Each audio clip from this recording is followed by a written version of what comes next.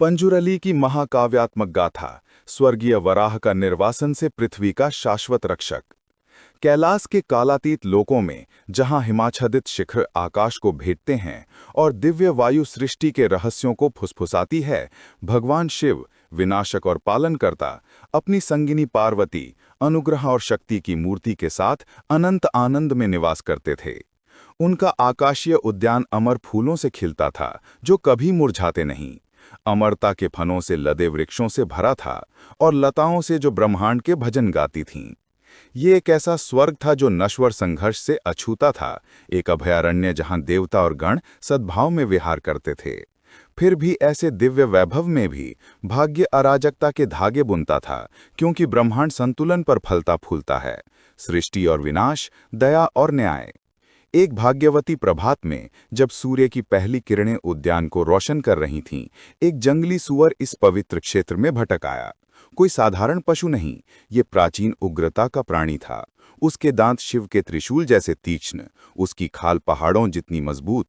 पृथ्वी के जंगली क्षेत्रों से जन्मा, लेकिन किसी रहस्यमयी शक्ति से ऊपर की ओर खींचा गया। सूअर ने मिट्टी को उखाड़ा, दिव्य कमलों को उखाड़ फेंका और अमर जड़ी बूटियों को रौंद दिया। शिव, जो तांडव के ब्रह्मांडीय नृत्य पर ध्यान कर रहे थे, उन्होंने अपने तीसरे नेत्र से इस व्यवधान को महसूस किया। उनका क्रोध हिमालय पर उमड़ते तूफान की तरह उमड़ पड़ा। कौन है जो मेरे निवास को अपवित्र करने का साहस करता है? शिव गरजे। उनके जटाएं सर्पों की तरह खुल गईं, उनका नीला कंठ संयमित विश्व चमक उठा। वे उठे, त्रिशूल हाथ में लेकर, आक्रमणकारी को मारने को तैयार। लेकिन पार्वती, सरदा के करुणामयी देवी, ने सूअर को विनाशक के रूप में नहीं बल्कि एक खोई हुई आत्मा के रूप में देखा। महादेव, उन्होंने विनती की, उनकी आवाज गंगा की कोमल धारा जैसी। इस प्राणी को क्षमा करें, ये हमारे लोक की पवित्रता नहीं जानता। अपने क्रोध को दया से संतुलित करें, क्योंकि सबसे जंगली पशु में भी दिव्य चिंगारी होती है। सूअर देवताओं की उपस्थिति को महसूस करते हुए चुनौतीपूर्ण ढंग से खर्राता भरता रहा। उसकी आंखें असीम आत्मा से चमक रही थीं। शिव की दृष्टि ने उसके सार को भेदा, उसके उद्गम को प्रकट किया। नश्वर जंगलों में सूअरों का राजा, उग्र और अपने कबीले का रक्षक। फिर भी उसका उन्माद जारी रहा। उसने अश्वत्थ वृक्ष की जड़ों को गोद दिया, जो अनंत जीवन का प्रतीक था। शिव का धैर्य कम हो गया। ये पशु अनियंत्रित अराजकता का अवतार है, उन्होंने घोषणा की।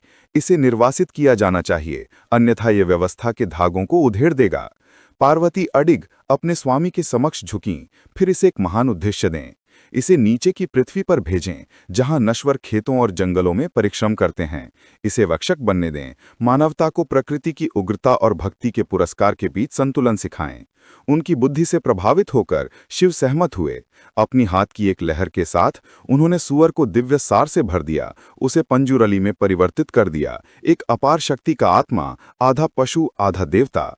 जाओ आगे पंजुरली, शिव ने आदेश दिया। उनकी आवाज लोकों में गूंजी।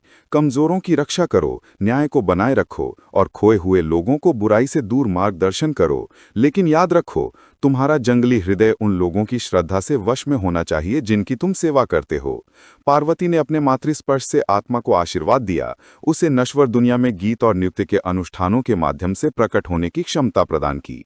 इस प्रकार पंजुरली को कैलाश से निर्वासित किया गया। अस्तित्व के पर्दों से धूमकेतु की तरह गिरता हुआ तुलुनाडु की हरी भरी भूमि पर उतरा, जहां पश्चिमी घाट अरब सागर से मिलते हैं।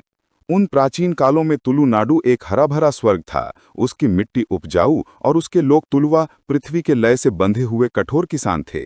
वे सीढ़ीदार खेतों में धान बोते थे, झूलते खजूरों से नारियल काटते थे और मैंग्रोव जंगलों से सरपिलित नदियों के साथ सद्भाव में रहते थे। लेकिन छाया में खतरा छिपा था। जंगली सूअर, पंजुरली के पृथ्वी रूप के रिश्तेदार, रात की आड़ में फसलों को तबाह करते थे। इन जशुओं के झुंड कटिकदार माने और रेजर जैसे दांतों के साथ धान के डंठलों को उखाड़ते, युवा अंकुरों को रौंदते और खेतों को बंजर छोड़ देते। अकाल मंडराने लगा और ग्रामीण निराश हो गए।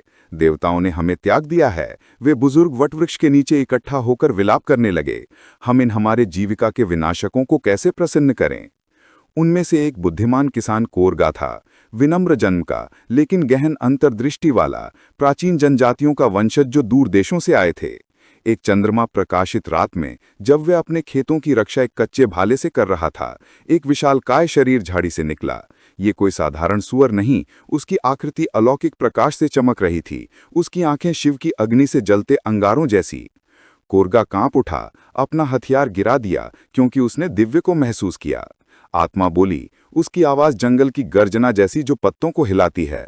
मैं पंजूरली हूँ, शिव और पार्वती के निवास से भेजा गया।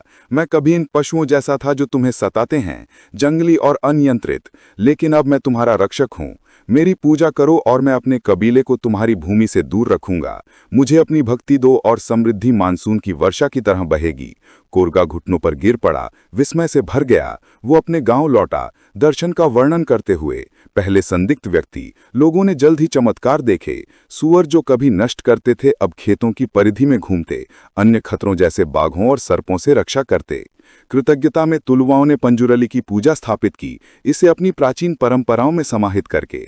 उन्होंने इसे विष्णु के वराह अवतार से जोड़ा, जो ब्रह्मांडीय महासागर से पृथ्वी को उठाने वाला था। पंजूरली में एक समान उद्धारक देखते हुए मंदिर, पत्थर और छप्पर के सरल मंदिर उभरे। कुशल कारीगरों द्वारा नक्काशी किए गए सुअर रूप मानों से सज्जित थे। लेकिन पंजूरली की गाथा अभी समाप्त नहीं हुई थी। ईर्ष्यालु दुष्ट शक्तियां उसके बढ़ते प्रभाव से जलकर उसे चुनौती देने लगीं। मलेडू जंगलों की गहराइयों में एक राक्षस राजा राक्षस उभरा, एक रूपांतरकारी जो संघर्ष बोने में आनंद लेता था। एक विशालकाय सुअर के रूप में छिपकर राक्षस ने जंगली जानवरों के झुंडों को गांव पर हमला करने के लिए प्रेरित किया, अराजकता के लिए पंजूरली को दोषी ठहराते हुए। देखो कैसे तुम्हारा रक्षक तुम्हें धोखा देता है, वे गरजा, उसके भ्रम जनता को मूर्ख बनाते। अकाल फिर आया, रोग फैले और प्राकृतिक विपदाएं, बाढ़ और सूखा तुलुनाडु को तबाह करने लगीं। लोगों की श्रद्धा डगमगाई, कुछ लोगों ने धान, फूल और फलों की भेंट छोड़ दी। कोरगा अब एक वृद्ध विश्वासियों को इकट्ठा किया। हमें प्राचीन अनुष्ठानों के माध्यम से पंजूरली को बुलाना चाहिए, उन्होंने घोषणा की।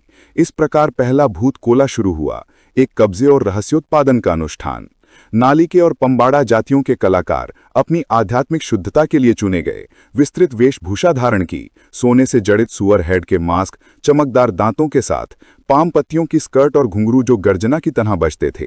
ड्रमों की धड़कन, बांसुरी की हवा जैसी विलाप और पड्डानास, पीढ़ियों से चली आ रही मौखिक इतिहास के मंत्रों के साथ वे तारों के नीचे नाचे। मुख्य कलाकार मुग्गा ट्रांस में प्रवेश किया, उसका शरीर कांपते हुए जैसे पंजूरली की आत्मा उतर रही हो। मुग्गा के होठों से पंजूरली बोला, नश्वरों, तुम्हारी परीक्षाएं भक्ति की परीक्षा हैं। राक्षस हमें विभाजित करना चाहता है, लेकिन मैं शिव की इच्छा और पार्वती की दया से जन्मा, उसे पराजित करूंगा। सामूहिक श्रद्धा से सशक्त पंजूरली पूर्ण रूप से प्रकट हुआ। एक ऊंचा सुअर आत्मा माणी की जैसे आंखों के साथ, दांत चंद्रमा जैसे वक्र। वे जंगलों में दौड़ा राक्षस से एक विनाशकारी युद्ध में। पृथ्वी कांपी जैसे वे टकराए, वृक्ष टूटे, नदियां उबली। राक्षस के भ्रम पंजूरली के दिव्य सत्य के खिलाफ टूट गए। दांतों के अंतिम प्रहार से पंजूरली ने राक्षस के हृदय को भेद दिया, उसके अस्तित्व को नरक में निर्वासित कर दिया। विजय ने नवीनीकरण लाया, फसलें फलीं, रोग गायब हो गए और शांति राज करने लगी। रक्षा के बदले लोगों ने अनंत अनुष्ठानों की प्रतिज्ञा की।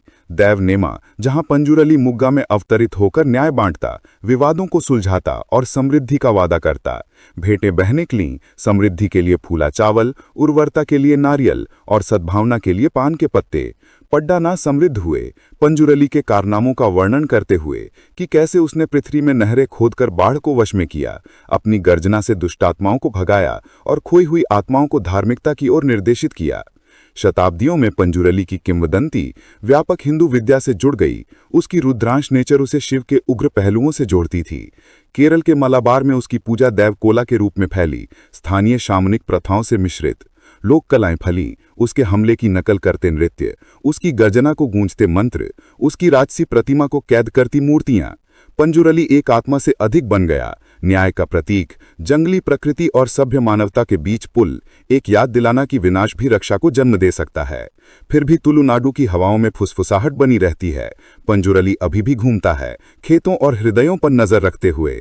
जो बुराई की ओर भटकते हैं वे उसके दांतों की चुभन सहन करते हैं, जबकि भक्त उसके संरक्षण में आनंदित होते हैं। इस महाकाव्य चक्र में स्वर्गीय निर्वासन से पृथ्वी की वीरता तक पंजूरली टिकता है, एक दिव्य वराह, समृद्धि और शांति का शाश्वत प्रहरी। ओम शांति शांति।